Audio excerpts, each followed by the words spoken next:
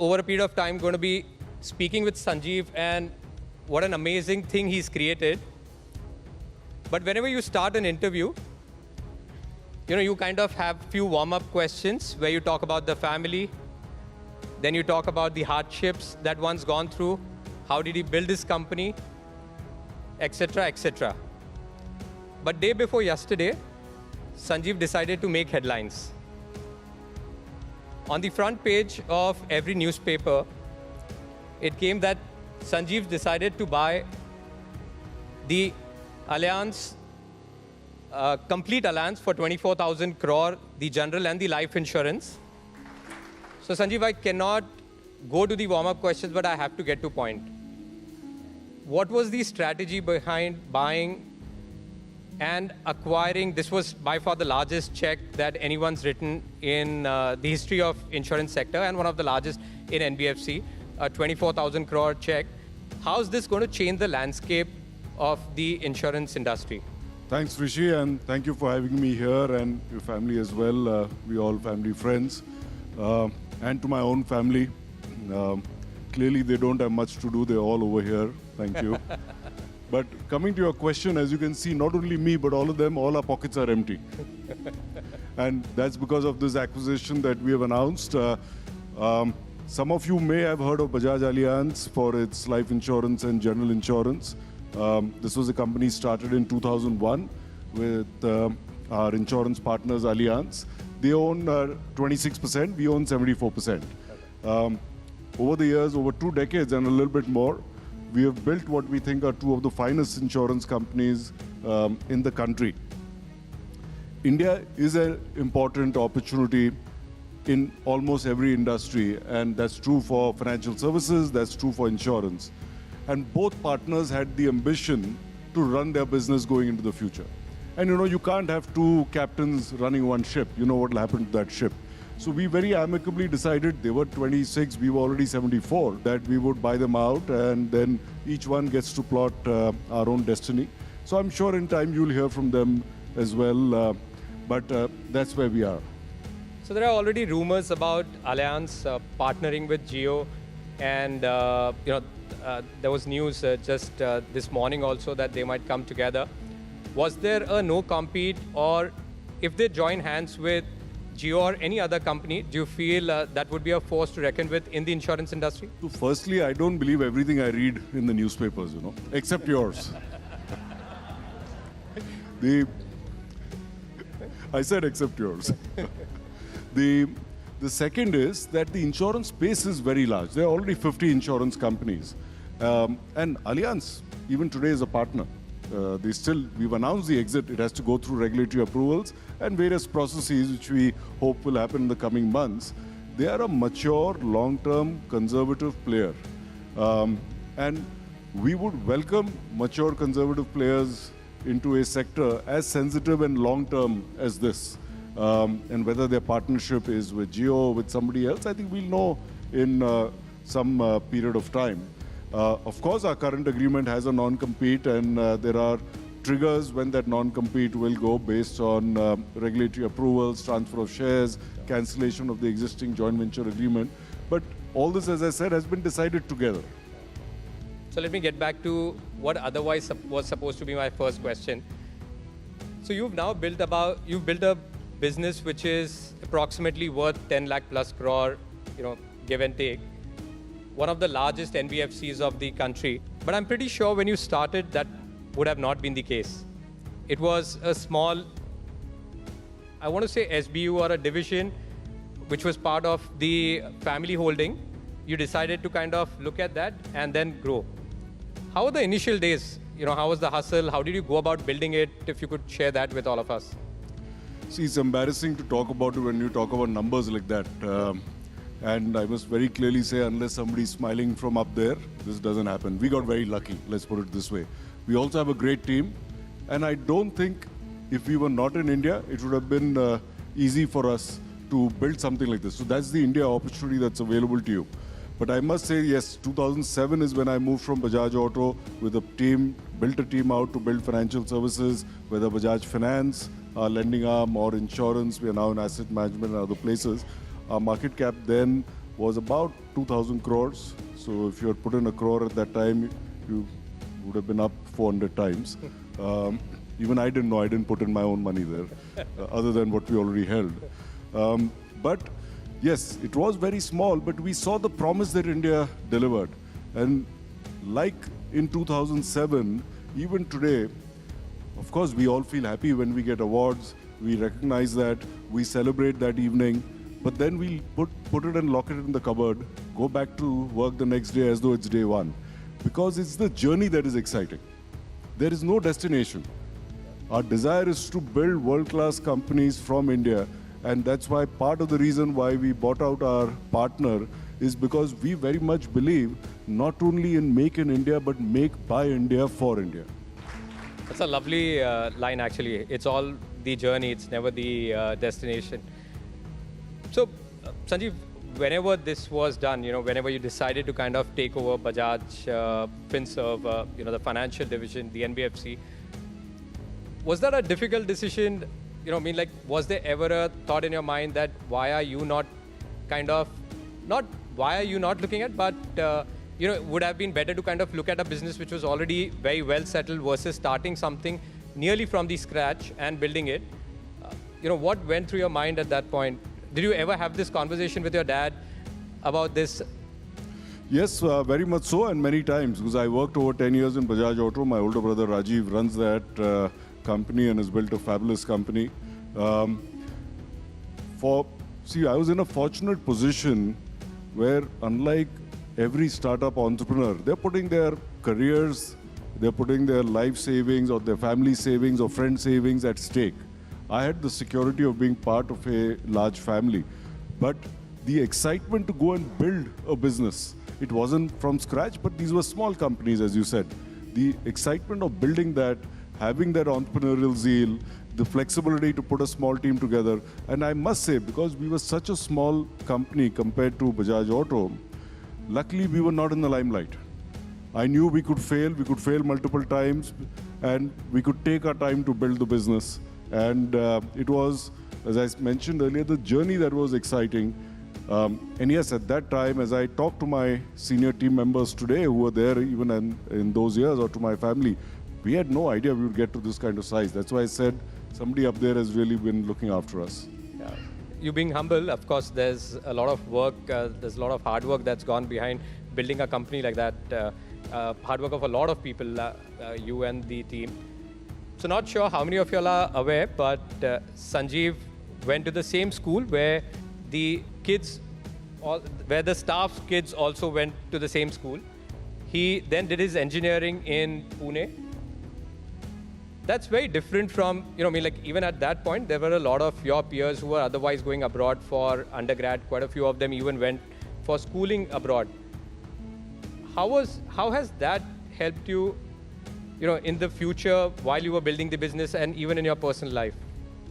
So, my mother was Maharashtrian, and she came from a middle class but a very educated Maharashtrian family.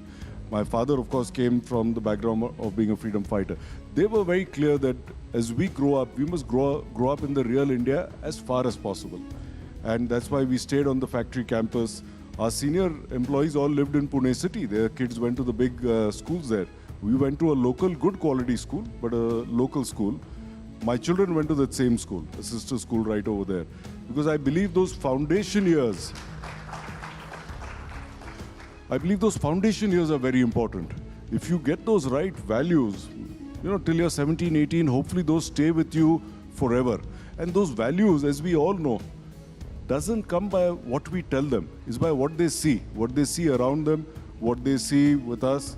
So my kids went to birthday parties where the other kid, the birthday kid's parent was a security guard or a driver or a junior employee, and you got a packet of Budani wafers, that little white packet. If you come to Pune, you will see that one little piece of cake and one samosa. And by and large, that's what they got, maybe one more item when they came to our house for my kids' birthdays. And this is not trying to be artificial. It is trying to fit in to the society that you're with. See, it doesn't take much to get into a suit and sit over here. But it's very difficult to go to that if you've not grown up there. That's a beautiful thought.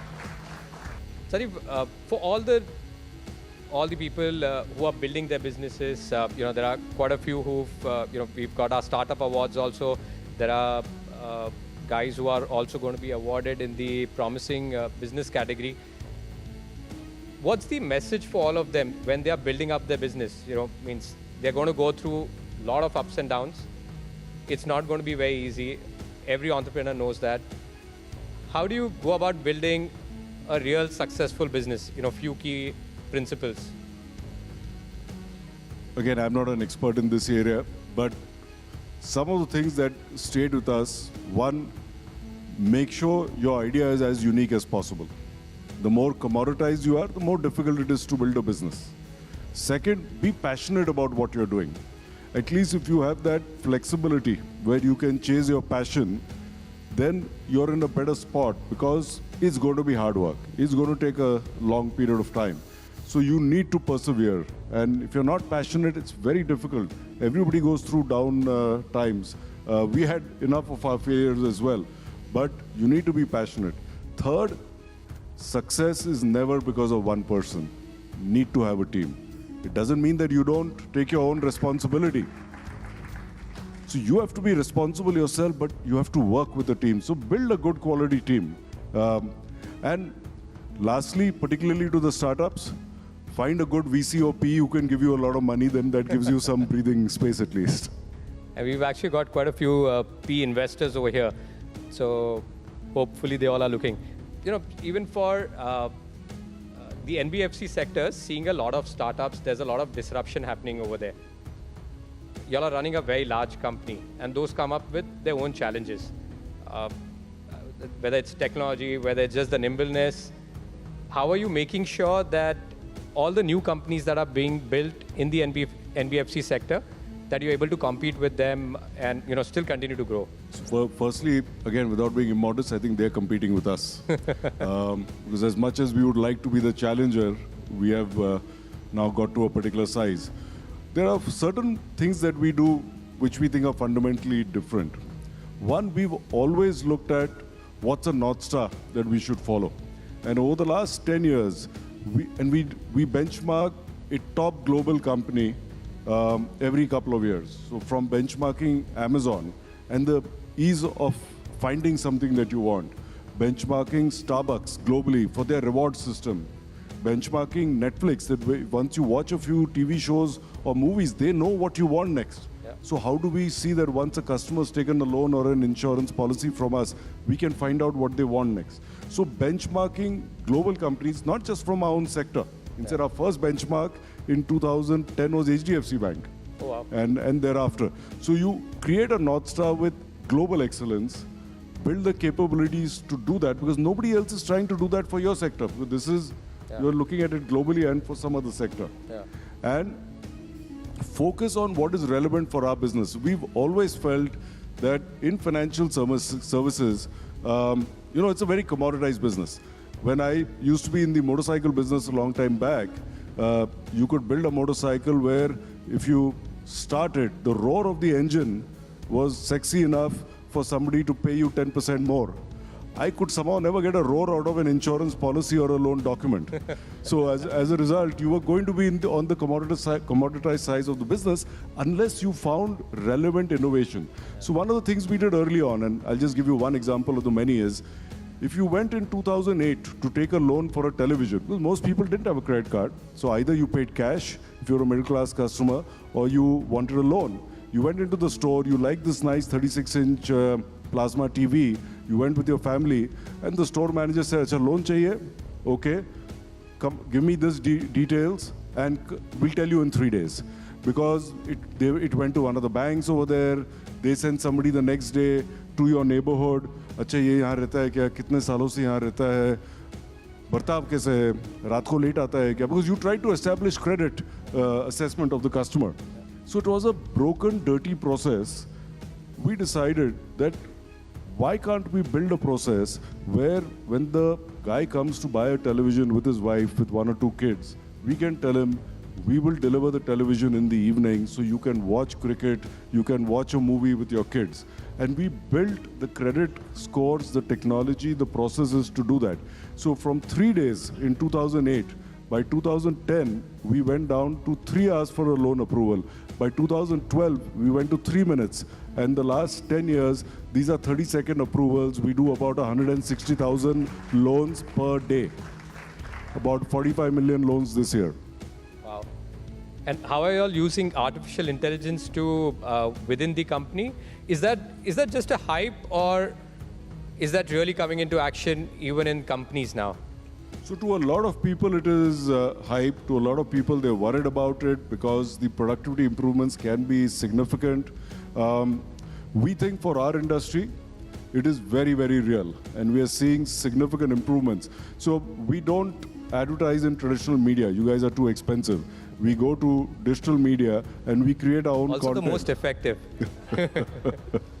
So we develop our own digital content. 80% of that today is done digitally using AI.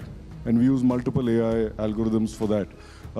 Since January last year, so for over a year, we are now, if a customer who's, say, an existing customer of ours wants another loan, say a personal loan, and he has contacted us through one of our various channels, email, SMS, or calling into our call center, and wants us to help him out with a fresh loan, we are experimenting where we have a trained Gen AI tool that calls a customer back, will speak in 6 different languages, will also speak in English based on what the customer is asking, responding according to that. We are selling 10,000 loans a month. Nothing compared to 3.5 million a month that we do, but 10,000 loans a month, end to end, by this tool, giving about 150 crores out per month. And of course, we have a set of humans there to make sure that the tool is not making mistakes, it's not hallucinating. But we are seeing very high accuracy levels. So this is very real, at least for sectors like ourselves. That's interesting. Sanjeev, there's been a lot of debate about the working hours per week. Not to put you in a spot, but what are your working hours like? Are they 70 hours? Are they 90 hours? Are they lesser? Is there, do you believe in the 70-hour per week discussion that's been going on?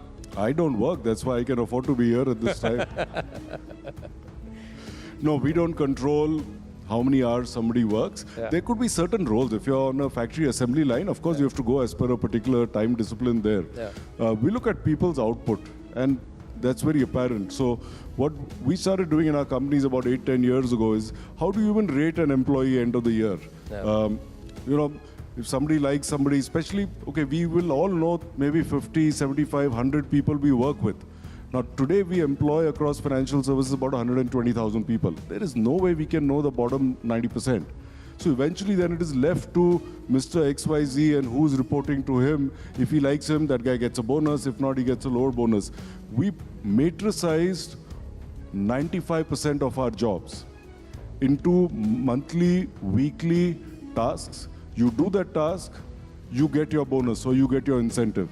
So we try to take the politics out of it and make it as objective as possible. And we think that plays a very important role. Of course, if you're senior management, the role is a lot more qualitative. But then those people because those are the people you're working with. Yeah. So we don't go into who's how many times. But yes, we expect people will be, for example, after COVID, I think within a day or two of opening up, once the government allowed us to open up, we were all back at work. Yeah. We were not working from home. Somebody had a medical problem, somebody was pregnant. Of course, you were compassionate about that. Yeah. But we said, if we have to be in the innovation business and not at the commodity end of the business, you can't innovate by being on 4 Zoom screens. Yeah. You have to be together with people. Yeah. So there's a large qualitative aspect, and I can see people here from the film fraternity. You can't do creativity on screen. Yeah. You have to be together. You have to mud wrestle. Yeah. There are ideas in the corridor that you end up coming to your mind. You go to that guy and say, "Arey, aisa kyun nahi kare?" Yeah. So we want people to be there at work. We don't control how many hours. Yeah. Based on the output, they get rated, they get rewarded. But how has your personal working style changed over the years? What was it like when you were in your 40s? What is it now? What are the things that you were looking at in your 30s and 40s? what is it that you now spend more time on? So I would say till about 15 years ago, I very much had a line role and I had a set of tasks which I had to do, which were given to me by the board. The last 15 years, I've been building our businesses, which means you're identifying teams, you're helping them build strategy, you're focusing on governance. Because a big difference between a completely professional company and one that is family owned and controlled, and with nothing negative towards them, is we are long term. We are here because the family is there, the family's ownership is there, the family's name and credibility is there. So governance, strategy, managing people, managing talent, the next generation talent. We work on people who are getting ready, going to be ready in 5 years' time, in 10 years' time. That's where we get involved. And operational stuff is where we have top quality CEOs running our companies with their teams. They end up managing. Sanjeev, we are going to do a very quick fire round with you. Should be interesting. We would want. Interesting for you, I don't know about me. I've got no doubt that you'll be honest with it and as fast as possible. So other than your father, a business leader you really looked up to? No one else. Was it? Just, it was, the only person was, like from whom you learned was your dad? I learn from people every day. I learn from people who work with me. I learn from youngsters and what I see. But what my father stood for with his honesty, his hard work, his simplicity, and I know your uncle and your father knew him and spent many, many hours with him. Yeah. I have not seen anybody else like that. Yeah. The best financial advice you've ever received? So the best financial advice that I've received is save every rupee you can, because it can go to the benefit of either your customer, your employee, or your shareholder. One tech innovation that excited you the most? I think the intuitiveness of the Apple iPhone. There are cheaper phones, there are more sophisticated phones, but this just does it right every time. Yeah. One major fintech trend to watch out for in the next 5 years? Very clearly, the way Gen AI is progressing. So we've got leaders from all the parties.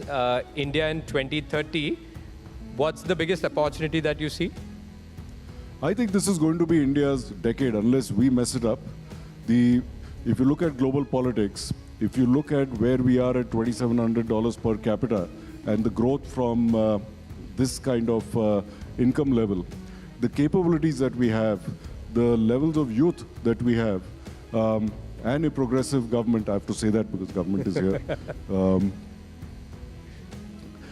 Combination of this and the entrepreneurship of Indians. Look at our startup ecosystem.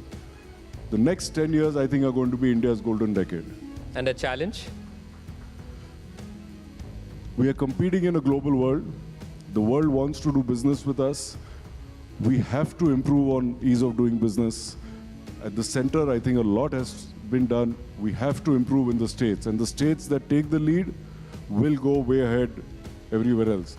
The last time I met the Honorable Chief Minister, I told him, you're ignoring Pune. And I'm happy with the kind of announcements that have now been made for Pune.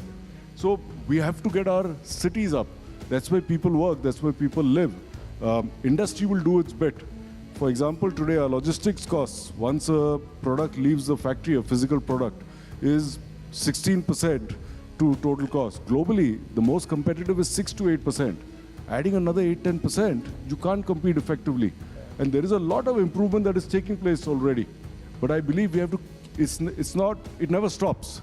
Each one of us has to see, we have to keep improving to go there. You know, every time you've met the Honorable Chief Minister, immediately after that, our Honorable Chairman, Mr. Vijay Dardas, met him for Nagpur. And my father, Mr. Rajendra Dardas, met him for Aurangabad. So now I know where the problem lies. You know, one stock that you've been holding in your personal portfolio other than Bajaj for the last 5 to 10 years? So, you know, this is interesting, and my uncles are all over here. I think we must be probably the only family that doesn't own anything other than our own stocks. We have never believed in investing elsewhere. We've said if our shareholders put their money, then we must put it, at least materially. Get early to work or stay late at work? Well, I guess it depends on, I get to work by about 9 or so. I don't leave late. I leave by about 5. I work out in the evening, then I work a couple of hours more in the night. Luckily, my role gives me flexibility to do that. And last, how do you respond when a telemarketer calls you and pitches you to buy the Bajaj insurance? I create my own memes. Tell me, have you ever, I have to ask you this because all of us over here, with, show of hands, how many of us have got calls from Bajaj insurance? And there are quite a few. So, including Karthik, he's raised his hands. I don't know how do they get your number also, Karthik, actually. Yeah. But have you ever played a prank with the person and have you gone through the whole cycle of, tell me what are the rates and everything? So, my industry being regulated is so sensitive, and Mr. Jayant Patil was here in his earlier role as finance minister also. He knows how strong our regulators are. So we can't afford to play any pranks even by mistake. So I can tell you today, the point is 95% of those calls is not us. It's third-party distributors claiming to be us. 2-3-4% could be us. That's why we have a do not disturb number on our website. You click on that, and we will not disturb you. But we have to keep in mind that if we are today doing 45 million loans a year, we bank roughly 45 million payments a month. We get for such harassment about 400 complaints a month. That is about 0.006%. Now we are trying to see how do we get 400 to 300 to 200, because those 400 also end up becoming irate customers. But it's so difficult to take it to zero. And then you have all the memes coming. So I can understand that. It's part of our job. We have to bear with it. But that's what the numbers are like. So everyone, a big round of applause for Sanjeev Bajaj. Sanjeev, thank you for doing this. Thank you so much. Complete honor.